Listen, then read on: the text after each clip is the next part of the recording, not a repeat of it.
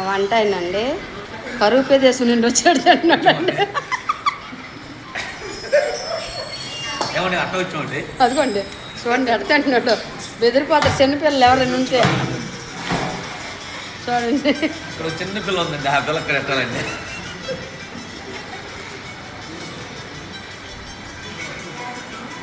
ఇక్కడ నేపాల్ నుంచి వచ్చిన పిచ్చాడు. నేపాల్ కాదు, ఏ ఊరు అది?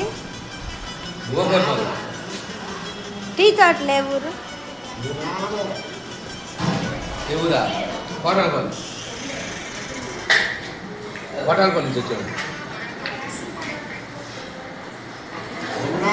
మున్నార్.